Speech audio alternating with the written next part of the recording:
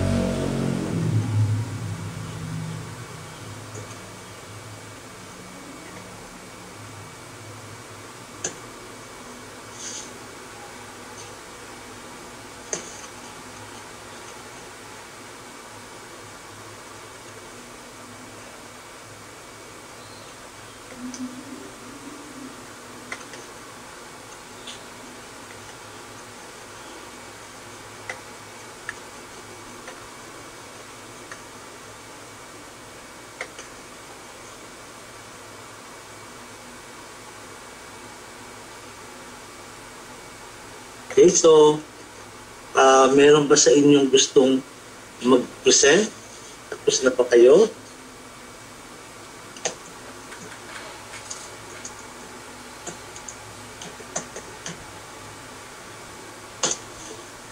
Ikaw, Jacob. Ano ba? Ha? Salam.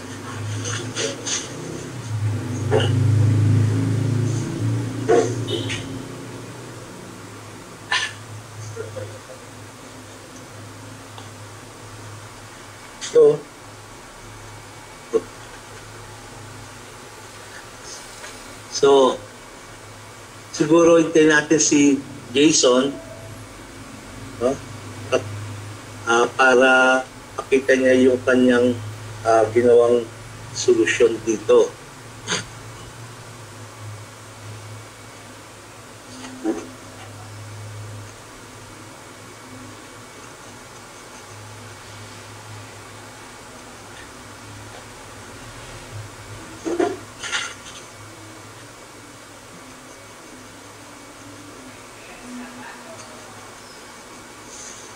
Hintayin natin, ha?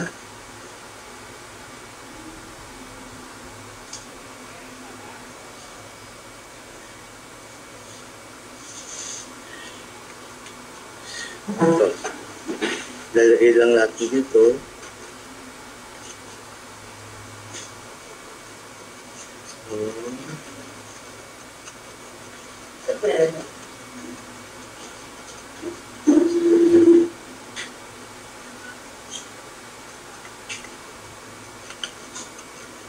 Ano dito? Linear program. Solving class. Oh? Yung huli, sir. Oh, ayun. Yeah. Okay, so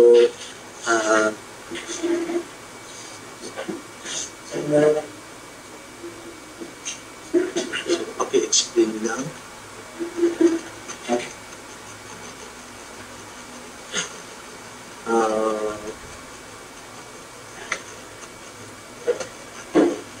What I did, sir, yung just like what we did dun sa training program sa budgetary constraints for medicine, I solved for Y. So I came up with the equation quantity 10,000 minus 800 x over 500. And tapos sa budgetary constraint for supply, the quantity 6,000 minus 300 x over 600. And then I made a table for the values of X and Y for medicine. Yung Y is quantity 10,000 minus 800 times X all over 500. And then another table for the constraint for supply. Yung equation ng Y is the quantity 6,000 minus 300 times X all over 600. And then so I graph the table. Yeah.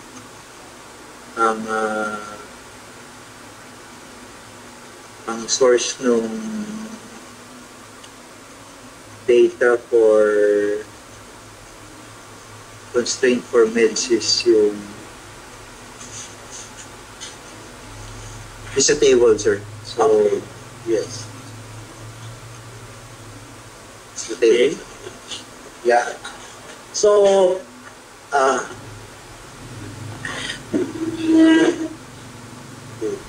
so dito sa ginawa ni Jason, no, ang feasible solution ay kung saan overlap yung budgetary constraint ng medicine at saka ng supplies. No? At ang pag-overlap niya ay nandito sa lugar na ito. Kung palalakihin natin yung yung ating medicine, no, ay sosobra na doon sa budget, no, na nakalagay na sinabi niya. No? So, kung pakikita din natin to in another way na itong graph na ito, no? At yung okay. Sabihin natin na ito yung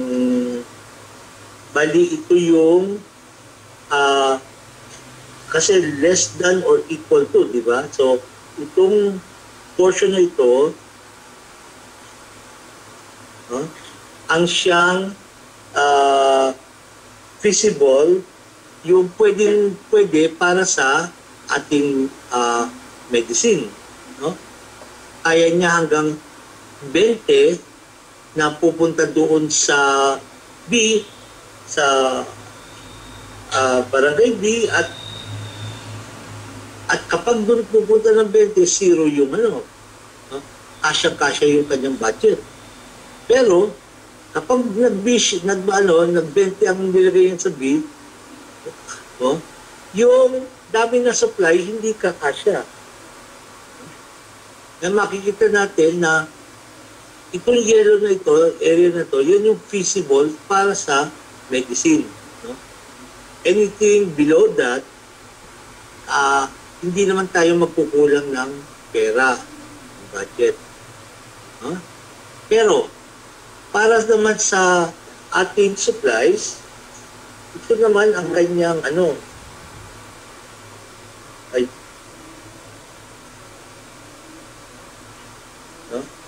itong green na ito, yan naman yung feasible para sa supplies. At makikita natin dito na hanggang 15 pwede pang na 15 visits to barangay A, no, ay kaya pa ng budget.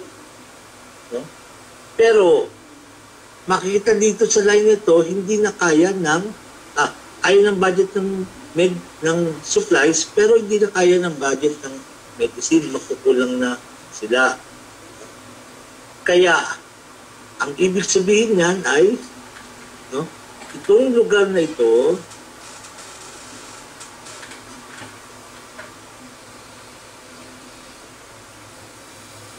no, itong polygon na ito,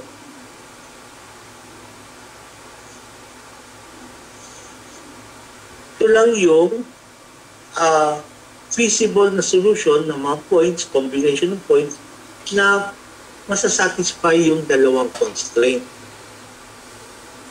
Okay?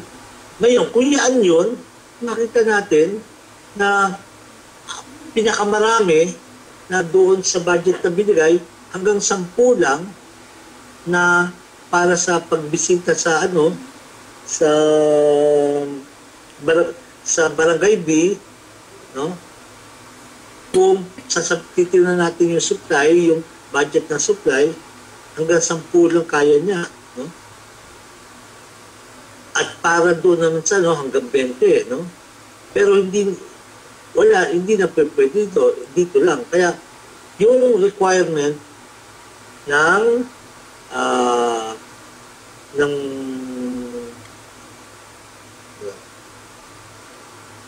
yung requirement ng mayor para at least 12, ibig sabihin dapat andito siya at naririto, no? So anything above dito, ang siyang pwede, pero makita natin, hindi magkakasya yung budget. No?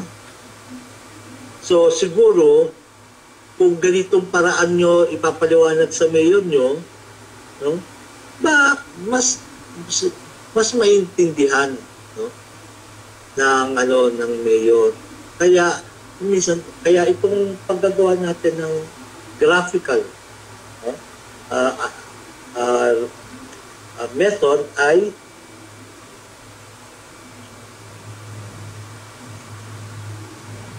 okay, so si Emily may kakaproblema daw sa ano.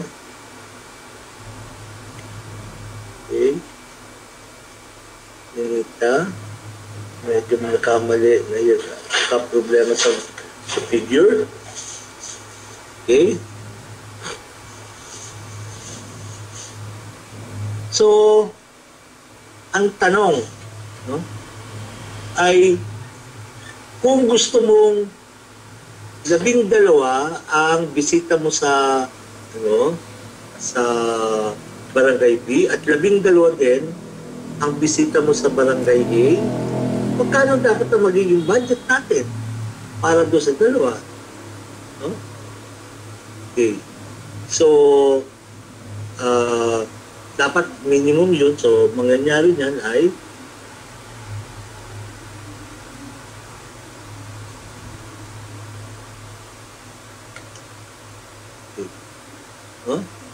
hindi natin andyan tayo. Itong tulad ng sinagot natin noon, na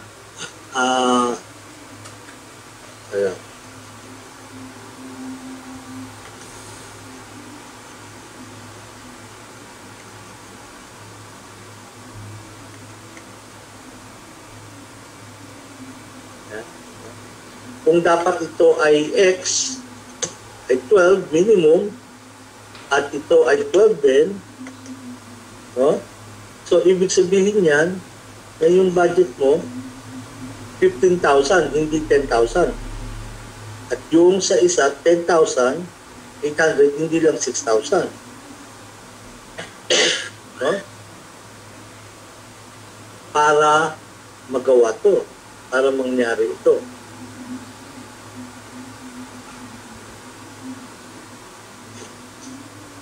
Okay? So, may tanong pa? Lahat ba na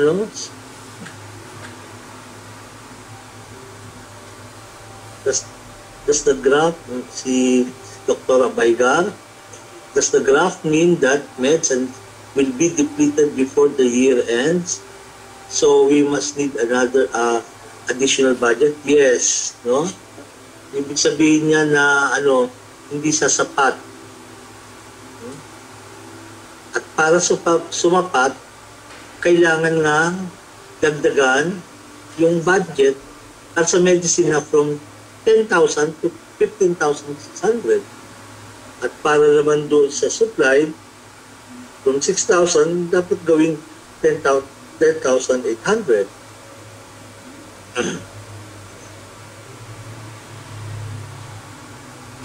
Okay?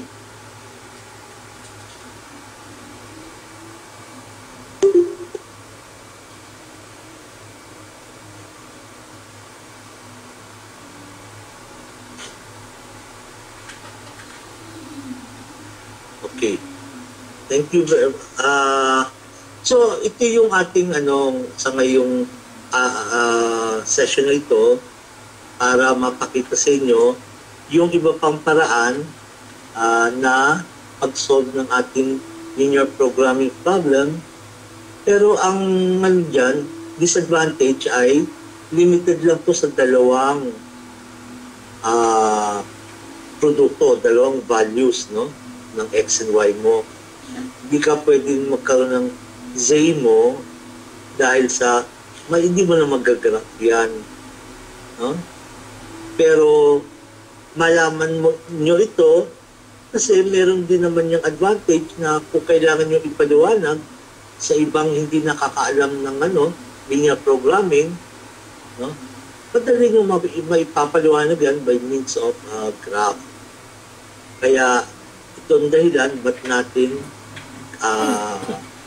yung pinag-usapan ko ngayon. No?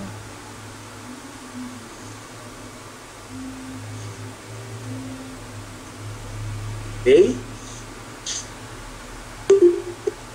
So, okay. Now, po ang formula for MEDS. How do I bring this to Y column para mag-drag down ko to fill the Y column? Okay. Tungkol sa MEDS, no?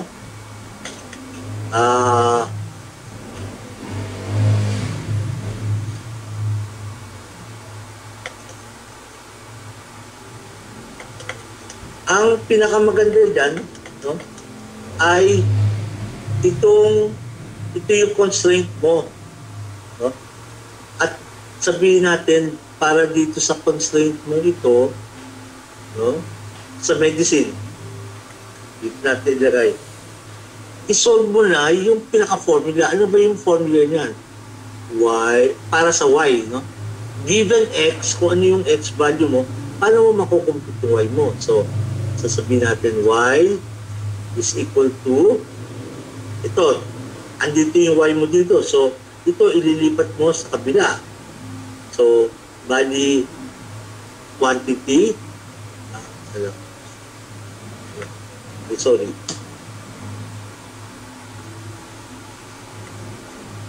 Yan. Ito tayo ha. Y is equal to the quantity 10,000 minus itong 800x parang ilipat mo dyan, di ba? So 800x gross quantity. So matitira na lang dito sa 500y sa kaliwa. Ngayon, para maging y siya, itong 500 ilalagay mo dito sa kabilang side ng equal at i-divide mo siya. So ito, bali magiging yan divided by 500. No? Okay. Having this formula, all you have to do now for your medicine, no, ay palitan yan. No? So ito, para hindi na kayo mag-kopya-kopya pa, i-highlight nyo na lang itong buong ito at copy. Tapos, punta kayo dito sa Y, paste, pero nakita nyo may X to, no? So, yung X, palitan nyo. Ibig sabihin, 800X, 800 times itong X value dito na 0. No? Yan. So, pagka nagawa mo na yan, ito ngayon, ibababa mo na. I-copy and paste. So, yan. Ganun din dito sa supplies, no? Yung supply nyo, ang formula dyan, para sa Y, ay equal to, parenthesis, itong 6,000. No? Tapos, itong 300x, ililipat natin dito sa kanan. Kaya yung plus magiging minus. 300x, close parenthesis. Tapos, yung 600, ililipat natin dito sa kanan din. No? So, divided by 600. At kapag nagawa na ninyo to, again, i-highlight nyo lang ito mula sa equals, wala na yung y, equals, tapos, dito mo ilagay, i-ano mo, at palitan mo itong x, no, ng times x, itong value ng x dito. At tapos, ganun din. Ibaba mo ngayon ito ngayon. No?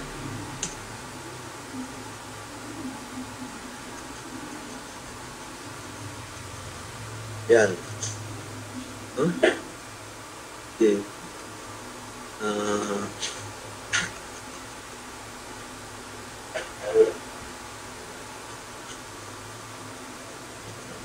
Yes. Di ko po na multiply sa value ng x kanina. Okay, salamat po. Okay, si Marchet. Okay.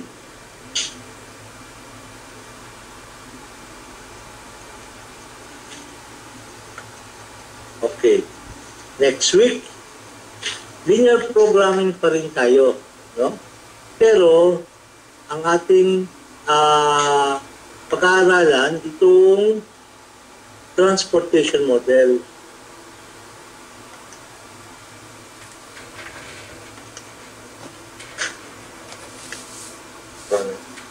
So, dito sa ating schedule na nakikita, ay sa 23 yung transportation model, so lang. Ngayon 22 so nag-delete tayo, no? Okay. 23, 30, meron ba tayong klase ng 30? Ha? Hindi mo alam? Siguro may klase tayo 30, 31 yung wala, no? Okay, so sa 30, transportation model tayo, tsaka November 6. No? So tama-tama. Doon, pag andito kayo ng November 13, yan yung gagawa tayo ng inventory analysis, no? Ito medyo mahaba din ito, no? Kaya mas maganda na nandito kayo sa sa Manila, no, sa November 13 para ating mapag-aralan tong inventory analysis, no? Sa akin palagay makakatulong to ng gusto sa inyong pharmacy, no? Pag-manage ng inyong pharmacy. Okay?